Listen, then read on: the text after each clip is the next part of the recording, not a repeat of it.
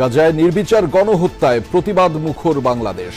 Israeli পণ্য বর্জনের ডাক, বিশ্ব নেতাদের নিশ্চুপ ভূমিকার নিন্দা।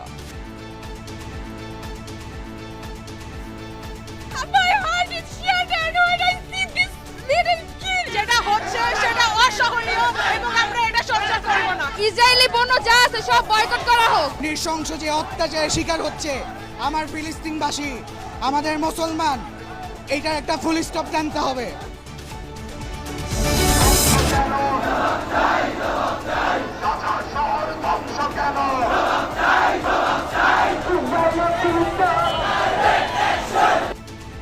ফিলিস্তিনের প্রতি সংহতি জানিয়ে জেলায় জেলায় বিক্ষোভ। নো ওয়ার্ক নো স্কুল কর্মসূচি থেকে আগ্রাসন বন্ধের দাবি।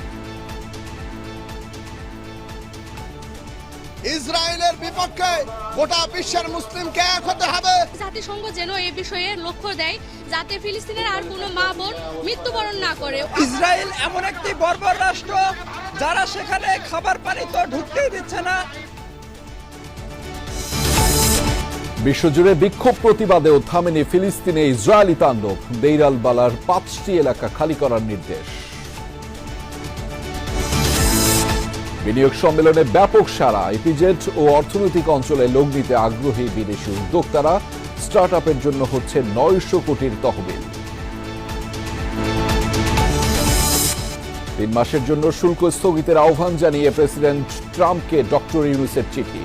বাণিজ্য ঘাটতি মেটাতে উদ্যোগ নেবে ঢাকা। লেভেল প্লেইং ফিল্ড নিশ্চিত করতে নির্বাচনী প্রচারণার নীতিমালা হচ্ছে, জানালেন কমিশনার আনোয়ারুল। প্রায় চূড়ান্ত আচরণবিধির খসড়া।